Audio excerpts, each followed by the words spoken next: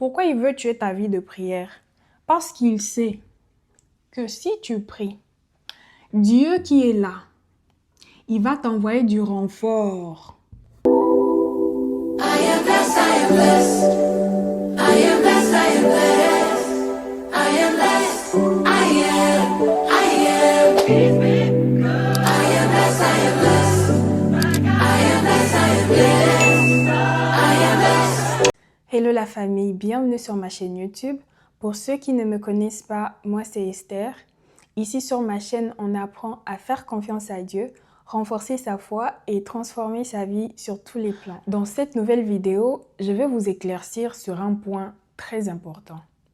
Vous vous êtes sûrement déjà posé la question de savoir mais pourquoi Dieu ne me répond pas? Je vais vous apporter une lumière par rapport à cette question et je vais aussi vous répondre à d'autres questions que vous m'avez posées par rapport aux intentions de prière que nous avons écrites ensemble dans la vidéo passée.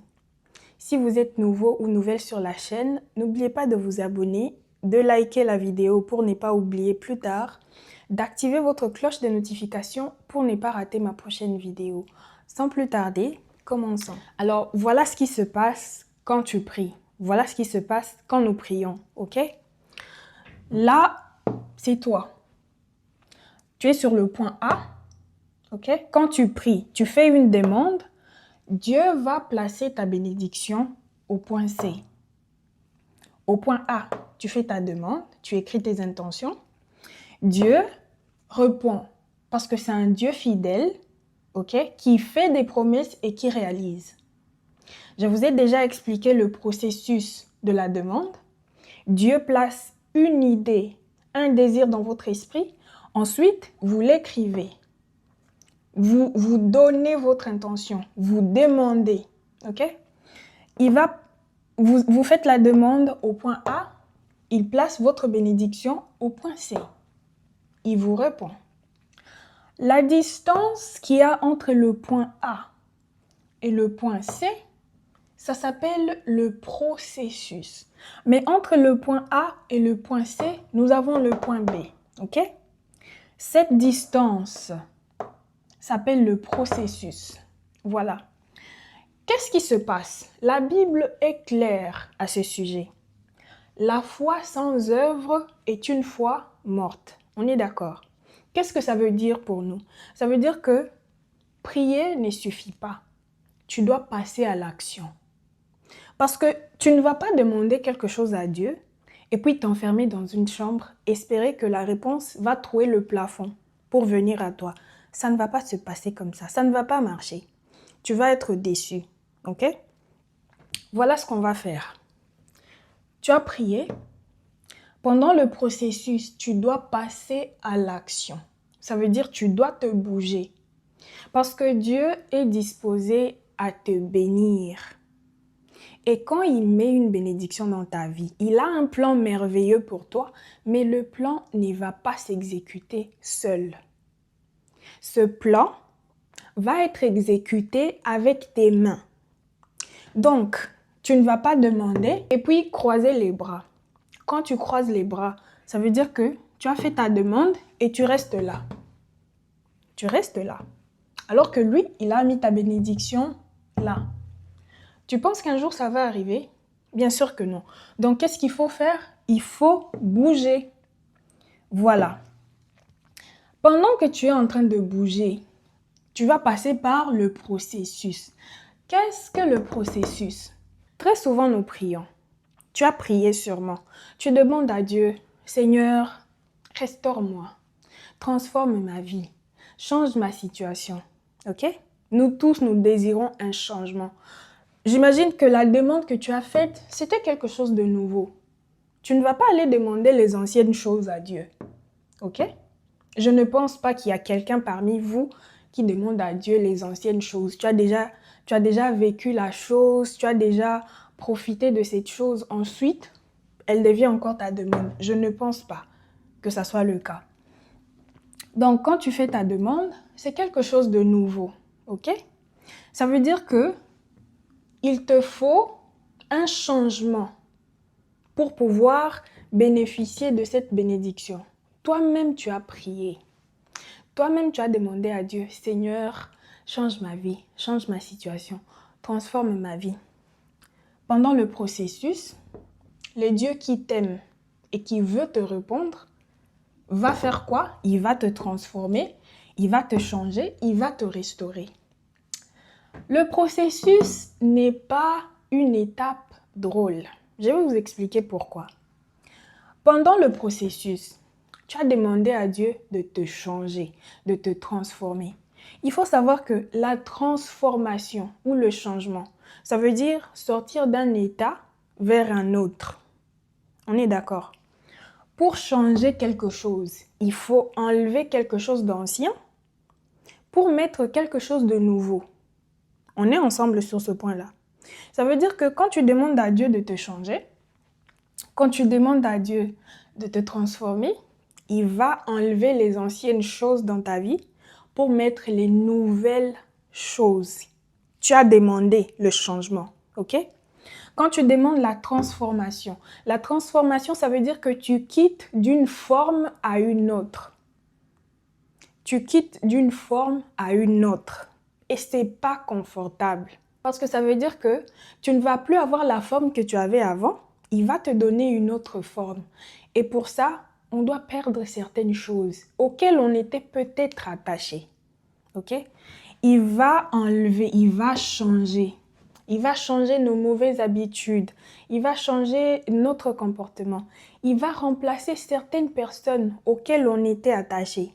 Mais ce n'est pas pour nous nuire, c'est pour notre bien. Il va enlever des choses auxquelles on était attaché. Il va enlever peut-être un travail auquel on était attaché parce qu'il cherche à nous donner quelque chose de nouveau, parce qu'on lui a demandé un changement. Quand on demande à Dieu un changement, il faut s'attendre à un processus inconfortable. Tout changement demande l'inconfort. L'or, pour être transformé, ça passe par le feu. Ce n'est pas parce qu'on déteste l'or, non. C'est parce que pour ressortir sa vraie valeur, il faut que l'or soit transformé. Et la seule manière pour l'or d'être transformé, c'est à travers le feu. Donc quand on passe l'or par le feu, ce n'est pas parce qu'on le déteste, parce qu'on ne l'aime pas, mais c'est pour ressortir sa vraie valeur. Dieu va te faire passer par ce processus pour te transformer parce qu'il veut faire ressortir la meilleure version de toi, ta meilleure version, qui sera en mesure de bénéficier de cette bénédiction. Ok? Si ce n'est pas pour ça, il va te donner le mode d'emploi. Tu demandes une nouvelle façon de vivre. Ça veut dire que tu n'es pas habitué à cette nouvelle façon de vivre. Il va t'apprendre pendant le processus comment faire pour que quand tu arrives vers la bénédiction, tu sois capable de bien gérer tout ce qu'il va te donner. Donc, tout ce qui va se passer dans le processus, c'est pour notre bien. Ok? Tout ce qui se passe dans le processus, c'est pour ton bien. C'est pour notre bien. Voilà maintenant le plus gros défi auquel on fait face pendant le processus. Quand vous avez fait votre demande, n'est-ce pas qu'il faut vous déplacer du point A pour aller vers le point C? Ok? À un moment donné, vous avez décidé de passer à l'action. Pendant ce temps, vous allez prier. Vous êtes en train de prier. Vous êtes en train de travailler. Ici, nous avons la prière et le travail. Le travail. Ok? Vous êtes en train de prier, vous êtes en train de travailler. Arrivé à ce point-là, le diable, que je vais appeler l'ennemi, le diable, qu'est-ce qu'il va faire? Il va se dire, mais la personne là est en train d'aller dans la bonne direction. Le diable est au courant qu'il ne peut pas changer ce que Dieu a mis au point C. Il sait qu'il ne peut pas prendre ta bénédiction de là. Il ne peut pas non plus te ravir ce que Dieu a déjà donné. Parce que quand tu as prié au point A, Dieu a donné au point C. Il sait qu'il ne peut rien te faire. Il sait qu'il ne peut pas te toucher parce qu'il n'a pas le pouvoir de le faire. Ok? Donc, qu'est-ce qu'il va faire? Il va te distraire. Il va te distraire. La Bible nous dit clairement, le diable, c'est un voleur, un menteur. Qu'est-ce qu'il va faire? Il va te mentir. Il va te plonger dans le découragement. Il va commencer à te dire, mais depuis tu pries là, tu ne vois rien. Parce que, rappelez-vous, c'est le processus. Le processus, vous n'arrivez pas à le contrôler. Vous ne savez pas forcément pourquoi vous êtes là déjà. Parce que comme je l'ai dit tantôt, c'est inconfortable. Donc, pendant que vous êtes dans l'inconfort, disons que c'est un moment de faiblesse, qu'est-ce qu'il va faire? Il va venir, il va essayer de vous décourager, il va essayer de vous distraire, il va vous voler. Qu'est-ce qu'il veut voler? Votre temps. Voilà. Il va se dire, mais la personne là, elle est vraiment en train d'avancer dans la bonne direction. Qu'est-ce que je peux faire? Il va te décourager. Il va venir dans ton esprit commencer à te dire, mais depuis que tu as commencé à prier pour cette intention, tu ne vois pas qu'il vaut mieux que tu abandonnes parce que ça ne sert à rien. Ça fait longtemps que tu pries, tu ne vois aucune réponse. C'est pas mieux que tu abandonnes. Tu es là, n'est-ce pas? Tu as travaillé dur, tu as quitté le point A pour aller au point B. Arrivé au point B, il commence à te donner les raisons pour lesquelles tu ferais mieux d'abandonner. Est-ce que tu penses que Dieu, les dieux que tu pries là, est-ce que tu penses qu'il existe vraiment? Est-ce que tu penses qu'il t'aime? Parce que s'il t'aimait vraiment, pourquoi il est en train de bénir les autres et pas toi? S'il t'aimait vraiment, pourquoi il fait des miracles dans la vie des autres et pas dans ta vie? Tu es au point B, n'est-ce pas? En train d'avancer vers le point C. Il installe le doute parce qu'il essaie de te décourager. Tu es sûr qu'il entend même tes prières? Tu es sûr qu'il t'écoute? Parce que depuis que tu pries là, il ne dit rien. Tu ne vois aucun signe. Pourquoi tu n'arrêtes tout simplement pas? Ça ne sert à rien. C'est quoi son objectif? Il veut que tu puisses abandonner. Sachant que si tu restes là, ok? Jamais tu ne vas savoir ce que Dieu a mis pour toi ici. Parce que tu ne vas pas avancer jusque-là. Ok? Donc, il va essayer à tout prix de te coincer là. Si le découragement ne marche pas, qu'est-ce qu'il va faire? Il va te séduire, ok? Il va te séduire, tu vas tomber dans un péché. Ou même si tu ne tombes pas dans un péché, il va utiliser l'un des péchés que tu avais déjà. L'un des péchés contre lesquels tu te bats depuis des années. Nous avons tous ces genres de péchés ancrés en nous. Des péchés tellement moches qu'on n'arrive pas à se le répéter à nous-mêmes. De péchés qu'on n'arrive même pas à avouer ou à dire à haute voix. Tellement c'est moche, tellement on a honte, tellement on ne sait même pas se regarder en face à cause de ça. Ça peut être des addictions ou des péchés qu'on a cachés pendant longtemps. Personne ne sait. Même toi-même, tu as du mal à répéter. Qu'est-ce qu'il va faire? Il va venir fouiller dans ton cœur. Il va trouver cette chose moche que tu caches. Ça peut être quelque chose dans lequel tu es ou quelque chose dans lequel tu étais auparavant, mais tu n'as pas vraiment pris le temps de guérir et de te pardonner. Il va utiliser ça contre toi. Il va te plonger dans la culpabilité. Tu vas commencer à te dire, mais il va te dire, après tout ce que tu as fait, tu penses vraiment que Dieu va te pardonner? Ok? Après tout ce que tu as fait, tu penses vraiment qu'il va te pardonner? Il te séduit, il te pousse à tomber dans le péché et il te dit, regarde-toi. À chaque fois, tu rentres vers Dieu pour lui dire, je vais changer, je ne veux plus jamais recommencer. Mais regarde-toi. C'est pas mieux que tu abandonnes. Tu es en train d'aller, tu penses vraiment qu'il va oublier ça et te bénir malgré tout ce que tu es en train de faire? La culpabilité. Il va essayer de te plonger dans la culpabilité. Pour ça, il faut se rappeler de son identité en Christ. Notre Dieu ne te condamne pas, il te pardonne. Quand tu lui demandes pardon, il faut aussi croire qu'il t'a déjà pardonné. Ça va te permettre de ne pas tomber dans ce piège-là. Parce que si Dieu t'a déjà pardonné, il ne peut plus utiliser ce péché contre toi.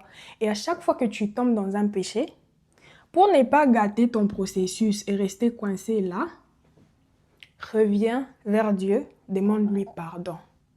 Demande-lui pardon et il va te donner la force de vaincre et d'avancer. Ok? Donc, l'objectif de l'ennemi, c'est de te coincer là. Il va tout faire, il va tout donner pour que tu ne puisses pas quitter ce point. Qu'est-ce qu'il veut? Il veut voler le temps. Qu'est-ce qu'il fait? Il fait croire à certaines personnes qui n'ont pas assez de temps et à d'autres, il fait croire qu'ils ont beaucoup de temps. On se retrouve là en train de reporter les choses. Je vais avancer demain. Je vais prier demain. Je vais travailler demain. Et à d'autres, il met la pression. Je n'ai plus assez de temps. C'est fini pour moi, c'est mort.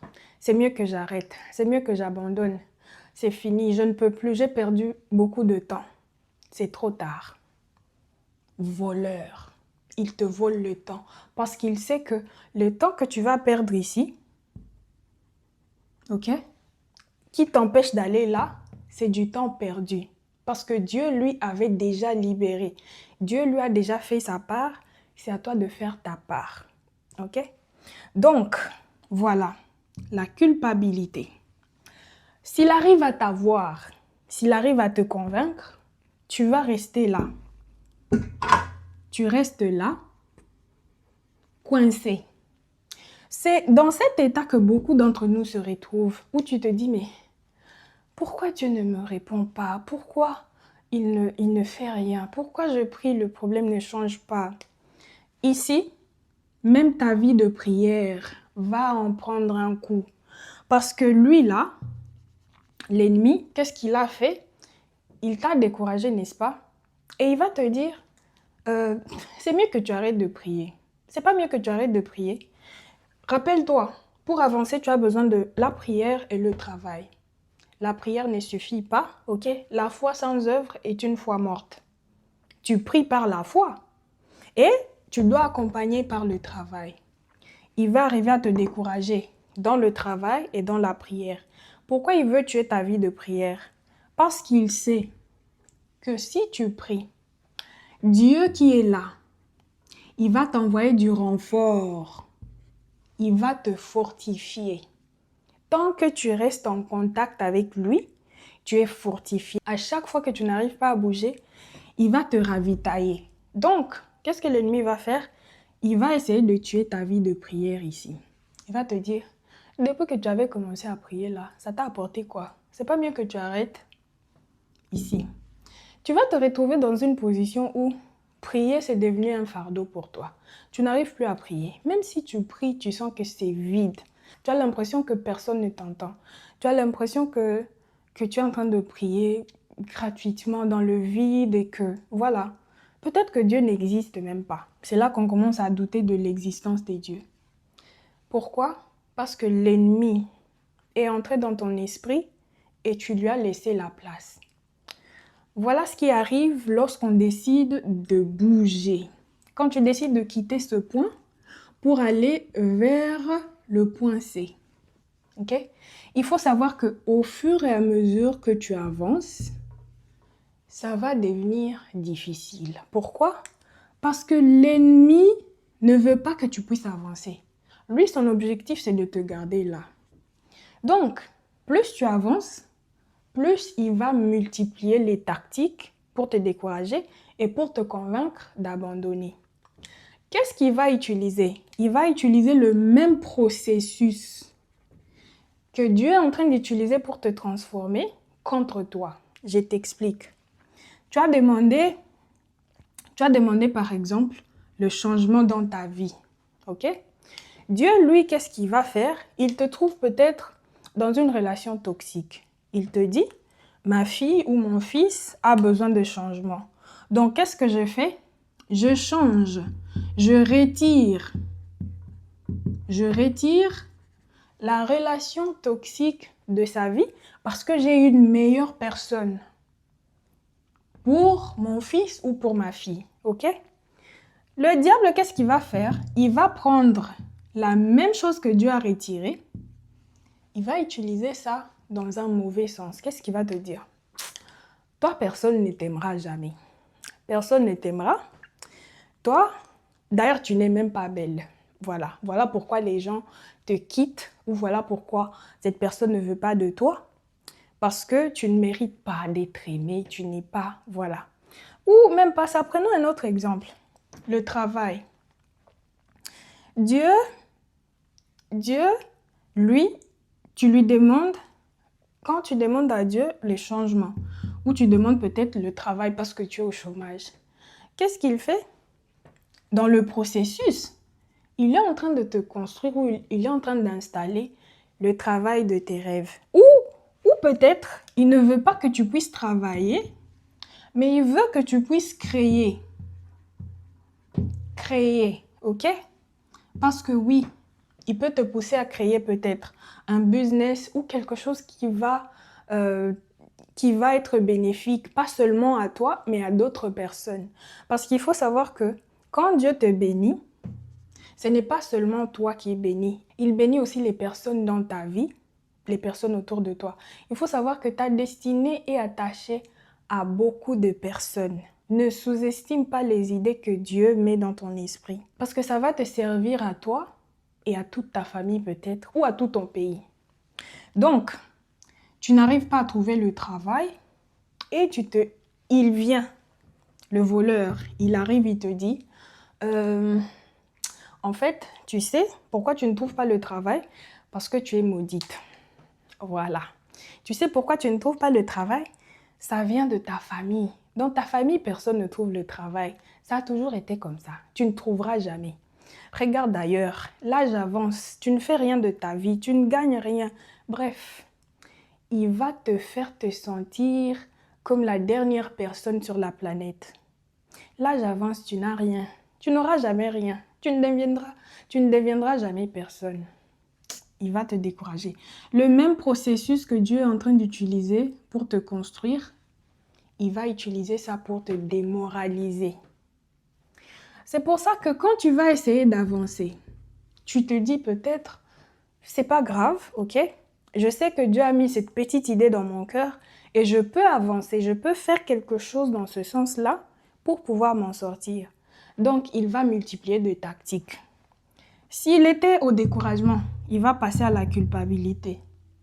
S'il était à la culpabilité et que ça ne marche pas, il va passer à un autre level. Le diable va même aller jusqu'à utiliser des gens comme des canals. Il va aller jusqu'à utiliser des personnes pour te déstabiliser. C'est comme ça que tu vas avoir des personnes dans ta vie qui te font des dingueries, toi-même tu ne comprends pas. Il y a des gens que tu rencontres, leur objectif c'est de te briser en 1000 morceaux. Il y a des personnes qui ne sont pas fortes spirituellement que le diable va utiliser comme canal. Tout ça pourquoi? Pour t'empêcher d'avancer. Si malgré ça tu arrives à pousser, il faut savoir que plus tu avances, plus les obstacles vont s'agrandir. Il ne veut pas que tu puisses arriver. Il ne veut pas que tu puisses aller au point B parce qu'il sait que ta bénédiction t'attend là-bas. Même à ce point-là, il peut arriver à te convaincre. Beaucoup d'entre nous sont là dans leur processus. Tu t'es battu pendant longtemps, tu as prié, tu es resté dans la persévérance, dans l'obéissance des dieux. Mais arrivé là, il a réussi à te convaincre. Tu es resté là. Dieu, pourquoi tu ne me réponds pas? Pourquoi tu ne m'aimes pas alors qu'il te fallait un pas de plus? Un pas de plus. Pourquoi avoir persévéré d'ici jusque-là si c'était pour arrêter là? Il faut savoir que tant que le diable n'a pas fini de multiplier les tactiques pour te décourager dans ta vie, tu es sur la bonne voie. Parce que la raison pour laquelle il n'arrête pas de te tourmenter, c'est parce qu'il voit que tu es en train d'avancer dans la bonne direction et il sait ce qu'il y a là pour toi. Il arrive à voir. Et il veut faire quoi? Il veut te voler. Qu'est-ce qu'il va voler? Le temps que tu ne vas plus rattraper. C'est comme ça que quelque chose qui aurait pu te prendre, disons 1 an, ça va prendre 10 ans. Pourquoi? Parce que tu es resté coincé là. Une demande qui aurait pu te prendre 1 semaine, ça va te prendre 10 ans. Pourquoi? Tu es resté là.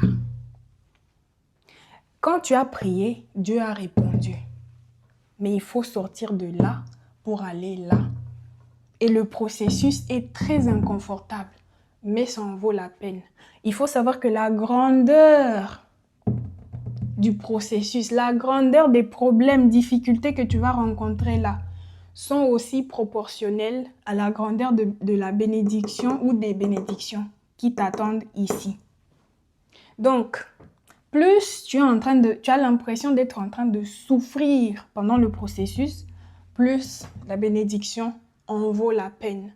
Parce que Dieu va te transformer, il va t'équiper pour que tu sois une personne bien préparée, capable de bien gérer la bénédiction qu'il va mettre dans ta vie.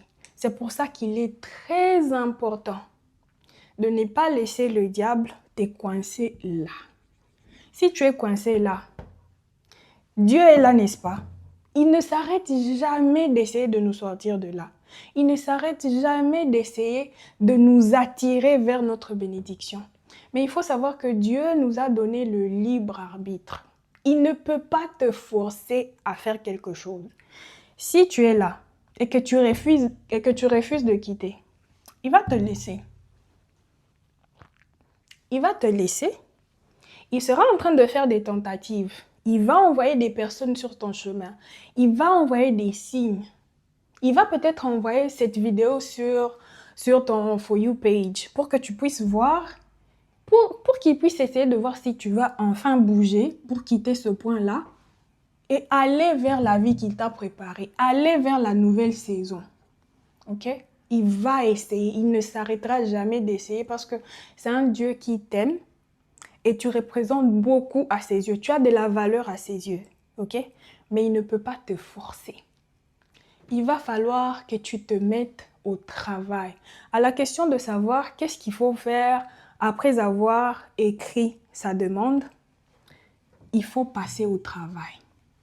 Vous allez me demander, mais quel travail? Qu'est-ce que je suis censée faire? Comment savoir ce que je dois exactement faire? Il faut savoir que quand tu as demandé, ok? Déjà, en formulant ta demande, tu étais clair. Tu as dit à Dieu exactement ce que tu voulais.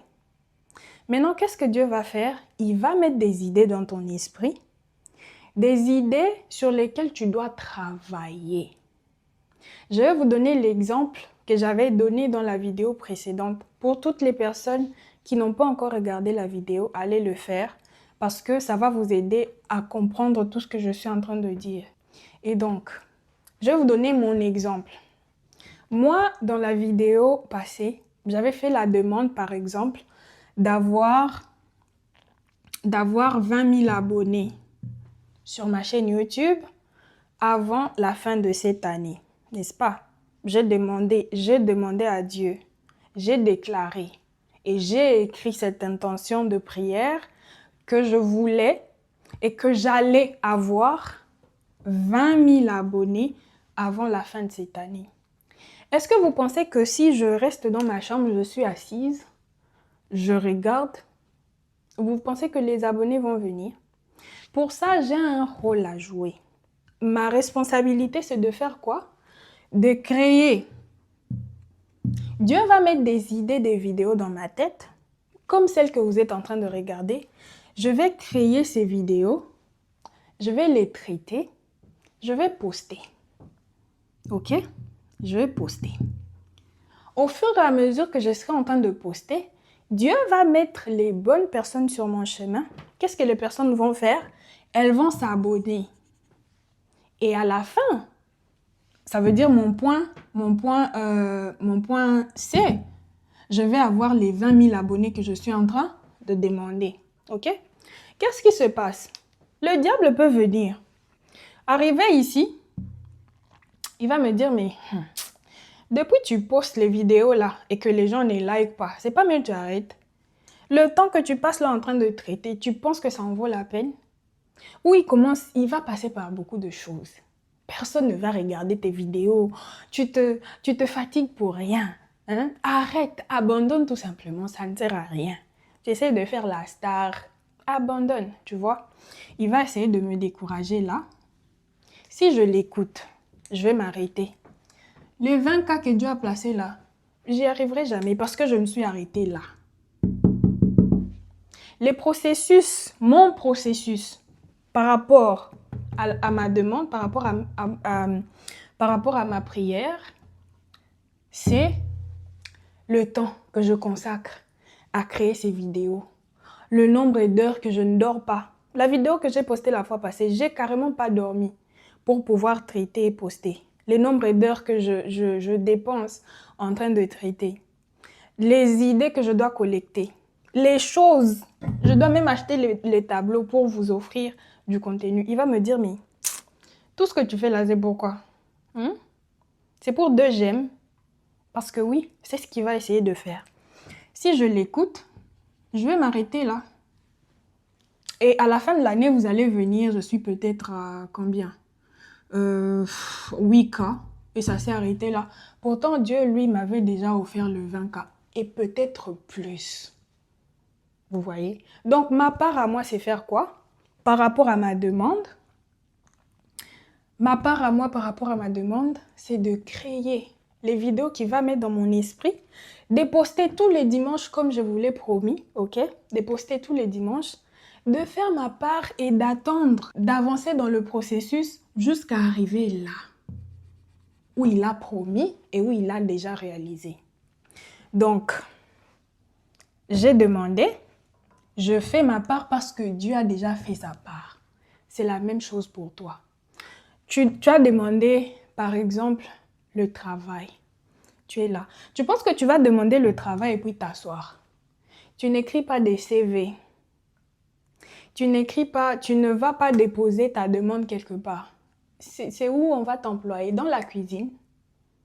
Dans la cuisine de ta maman? Ou bien? Il va te donner, par exemple, une idée de business. Voilà. Tu es là en train de te plaindre. Ah, j'aurai jamais l'argent pour pouvoir faire ce business. Voilà ce que je n'ai pas, voilà ce que je n'ai pas, voilà ce que je n'ai pas. Qu'est-ce que tu as? Parce qu'il n'a pas mis cette idée dans ta tête gratuitement. Prends le temps de te demander qu'est-ce que j'ai et qu'est-ce que je peux faire avec ce que j'ai. C'est là que tu vas prendre l'idée et tu vas faire un pas. Tu n'as pas besoin de voir directement. Vous savez pourquoi Dieu nous cache certaines choses? Il nous montre que le pas qui va suivre.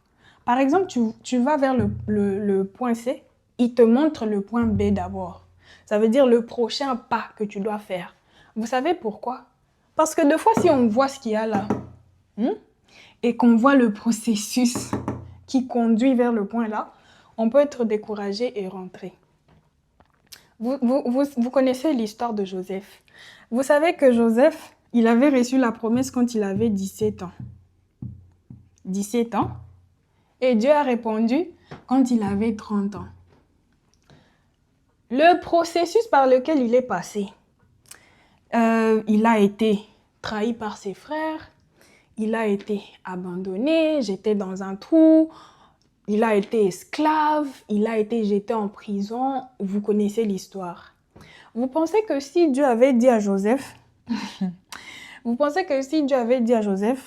je vais te donner le trône, mais pour ça, il va falloir que tu passes en prison, il va falloir que qu'on te marche dessus, il va falloir que tu sois esclave, il va falloir que tu sois ceci, cela.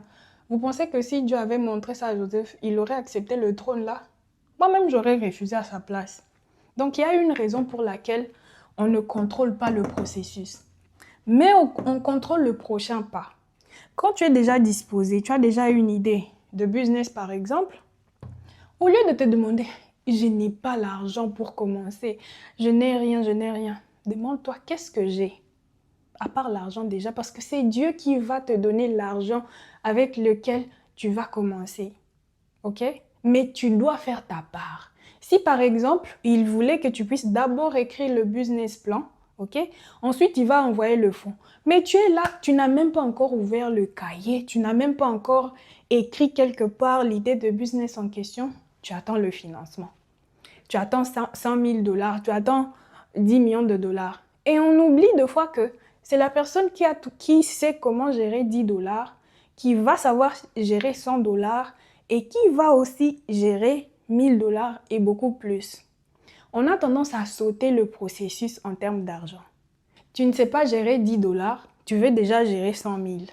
Tu oublies que le fardeau de 100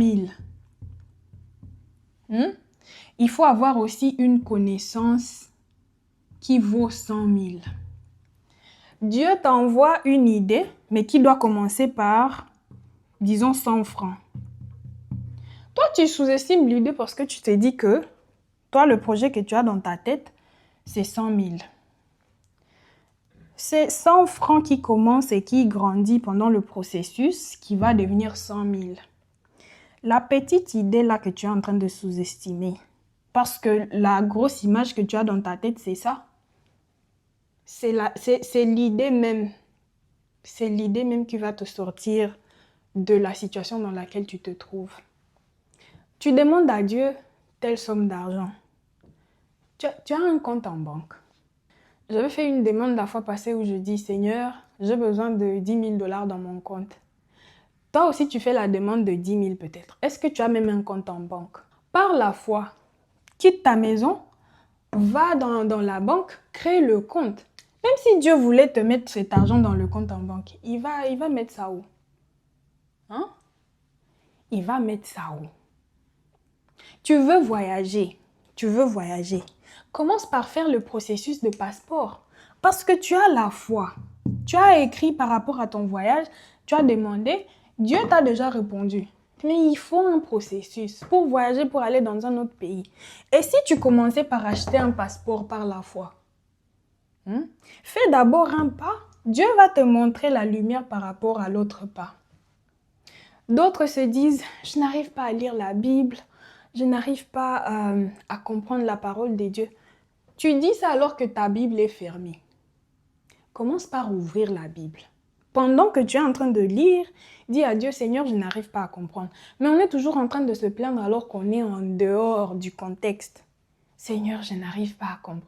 Ta Bible n'est même pas ouverte. Cette idée-là que tu sous-estimes, l'idée-là que tu reportes dans ton esprit, c'est l'idée même qui va te faire sortir de la misère. C'est l'idée même qui va t'aider à devenir la meilleure version de toi-même. Il y a une raison pour laquelle l'idée-là est attaquée. Il y a une raison pour laquelle à chaque fois que tu penses à cette idée, à chaque fois que tu penses à ce désir, tu sens l'urgence de reporter. Je vais faire ça demain. Je vais commencer demain. Aujourd'hui, je suis fatiguée. Je vais lancer ça demain. Et d'autres vont dire, c'est trop tard. J'aurais dû faire ça avant. J'ai déjà raté mon temps. Comme je vous l'ai dit, voleur du temps. Il fait croire aux uns qu'ils ont beaucoup de temps et aux autres qui n'ont pas assez de temps. Il va te dire, je vais faire ça demain. Je suis trop fatiguée, je suis trop. Comme résultat, on reste coincé là.